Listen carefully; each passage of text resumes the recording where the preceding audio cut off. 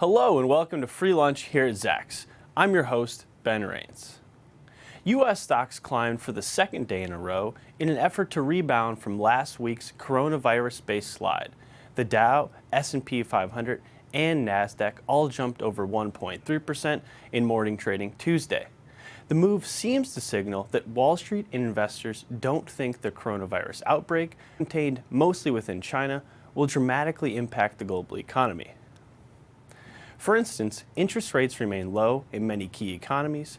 Meanwhile, the Institute for Supply Management's U.S. Manufacturing Index climbed to 50.9 in January, up from just 47.2 in December. This showed a return to the key growth side of the index for the first time since July. The index did come out after the Phase 1 trade deal had been signed. It also was conducted mostly before the coronavirus was taken into account. And we should note that more than 20,000 people have been infected and at least 400 people have been killed since the outbreak began. And Hong Kong just reported its first death inside the gambling mecca of Macau. Clearly, the coronavirus will play its part going forward, but travel restrictions have already been put in place, and economists think that the Chinese economy will impact it most heavily in the first quarter. With that said, the case for continued market expansion seems solid, and fourth quarter earnings season has seen better than expected results so far, driven by giants such as Apple, Microsoft, and Amazon, who all blew away Wall Street in the last week of January alone. Plus, corporate earnings were already projected to bounce back in 2020, and the Fed recently maintained its low interest rates, U.S. unemployment remains near 50-year lows, and the U.S. economy is expected to expand by at least 2% in 2020. On the company side, that has continued to soar in 2020 despite recent setbacks, that's Tesla. The stock surged another 20% Tuesday morning and is now up over 100% in the last year alone. This year alone, not the last year alone. So just in 2020, from around $430 per share to roughly $940 Tuesday. The climb will likely make more and more short sellers wonder just how much longer they can hold out as the electric automaker climbs, especially as it seems to be delivering real results. Tesla topped Wall Street estimates at the end of January and reported record deliveries in Q4. Now, Elon Musk and Tesla plan to expand their global reach in 2020. Meanwhile, shares of Google parent Alphabet fell Tuesday after posting underwhelming Q4 results Monday. The company did finally break out numbers from units such as YouTube. YouTube pulled in over $15 billion in annual revenue in 2019, which actually fell short of some estimates. Meanwhile, Google's cloud business helped pick up the slack. Still, Wall Street was disappointed by the overall revenue growth, which fell short of estimates. Clearly, earnings season continues to take center stage, and Ralph Lauren was able to shine today. RL stock soared over 10% after it posted better than expected quarterly earnings results. Looking ahead, quarterly reports are due out after the closing bell from some big names. This includes Red Hot Chipotle Mexican Grill, Ford, Aflac, Allstate, and many others. But the biggest name is Disney. Disney stock has soared 2 separate times over the last year after Wall Street bought up its streaming TV push. And Tuesday's report will help shine more light on Disney's young streaming division. Disney Plus launched on November 12th, and the historic entertainment giant streaming TV offering costs $6.99 a month and grants users access to old and new content from Disney, Pixar, Marvel, Star Wars, and National Geographic. Consumers can also pay $12.99 per month to bundle Disney Plus, along with ESPN Plus and ad-supported Hulu. This is significant since it's the same price that Netflix charges for its widely popular standard plan.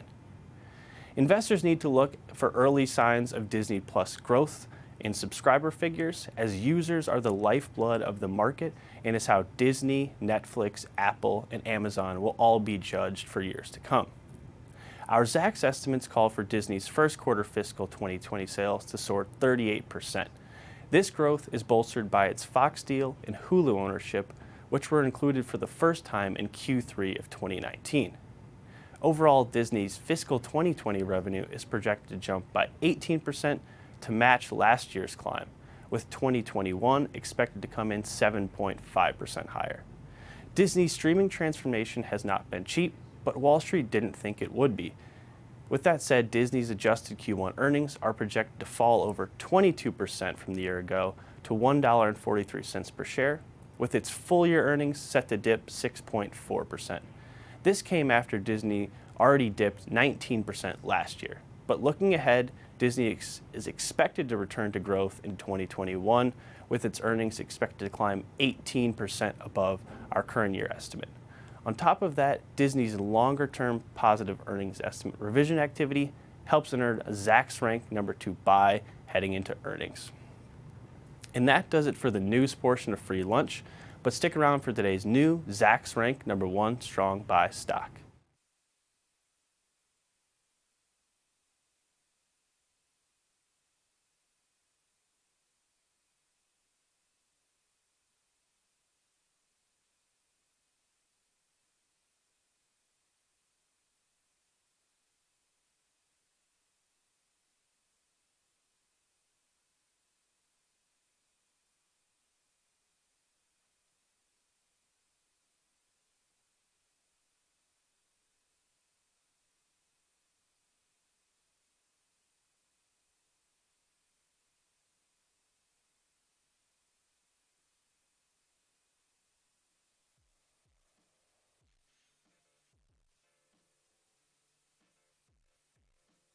Welcome back to Free Lunch. Today we're breaking down why Microsoft is a Zacks Rank #1 strong buy stock.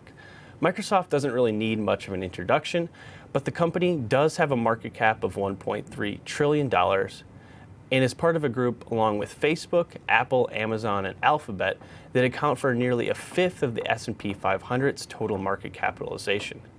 The stock has also been on a stellar run and crushed our bottom line estimates last month, and its Q2 fiscal 2020 revenue surged 14%, once again driven by its cloud computing growth.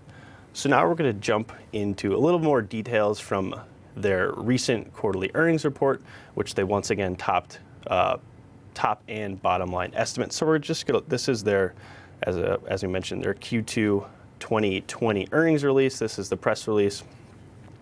And we can see overall, I mentioned that top line growth, 14% to about 37 billion, and we're going to go to some of that. So the intelligent cloud business is what's been driving growth for the last several years as Microsoft becomes one of the biggest players alongside Amazon in this quickly growing and vital cloud computing business.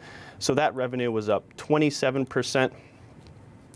And then we should also note that their overall commercial cloud revenue, so right here, was up 39% year over year to about 12.5 billion. So once again, their strength in this cloud computing business has what's been driving the stock for years, and it looks like it'll continue to drive.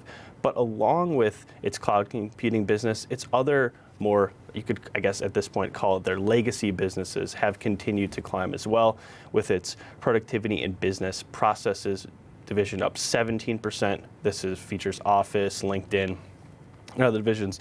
And then going forward, we should also pay attention to its next generation of gaming with its new Xbox and what they're going to do with cloud gaming going forward. But overall, it's that cloud business that continues to drive its growth and what has impressed Wall Street for years. So now we're going to go ahead and take a look at the company's stock price.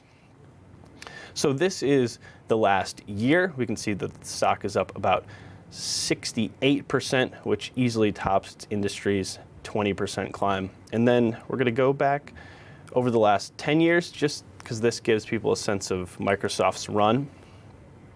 So actually, let's go back even a little bit farther, because the stock had for a long time not really done much at all. If you went back even further, you'd see that it moved sideways and a little bit down for years and years and years and years and years. And then they had a CEO transition, and then starting in around the beginning of 2013 and 2014, it's really just gone on an insanely impressive run. The stock's up 325% over the last 5 years, blows away its industry's average. And that's where that cloud computing growth continues to come in, and we can see that they also continue to surpass their bottom line estimates. And now we're going to go ahead And we're just going to touch on some valuation.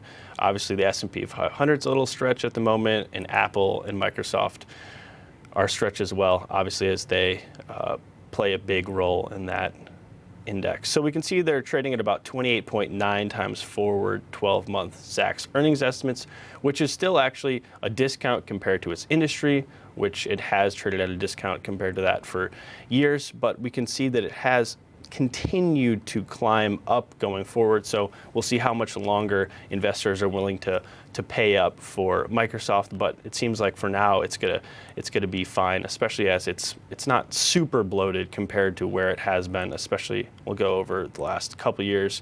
It's not crazy out of whack, and it's still trading below its industry's average. And now we'll go ahead and take a look at some of their revenue growth over the last several years. So when we look ahead, it gives people some perspective. So we can see fiscal 2019, they reported 14% top line growth and 14.3% growth before that, and about 6% growth before that, and then a little bit of a downturn in 2016. So 14% growth the last 2 years, and then 6% before that. So now if we look ahead to what to expect going forward, we're calling for about 13% growth on the top line this year, so continuation of impressive top line growth, and then another 11.3% growth in fiscal 2021. So solid top line growth for 4 straight years for a company of its size and age is really impressive. And then on the bottom line, we're calling for about 19% growth this year and another 12% growth next year. And then all of these revisions have just continued to climb. This is way before they reported, and then right after they reported their most recent results. We can see that big jump here. And they've also, as we mentioned, easily crushed our bottom line estimates. And then if we look here, we can see just these longer upward earnings revision trends have seen the stock price continue to flow up. And it's, yeah, as I said, we've said a bunch, it's really on an impressive run.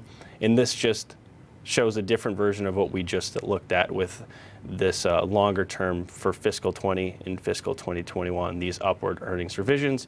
And then lastly, we should note that Microsoft does pay a dividend, annualized dividend of $2.04 per share. Its yield is nothing to write home about at the moment, paying out about 1.2%, which is below the 10-year U.S. Treasury, but that is lower than it would be just based on this massive stock price movement. So in general, Microsoft really does look to be a Zacks Rank #1 strong buy stock that's worth considering, even though it's already been on such an impressive run.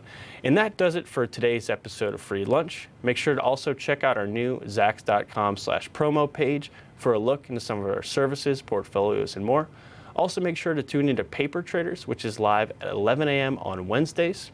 Once again, I'm your host, Ben Rains, and we will be back next time with more up-to-date market news and a new top stock pick.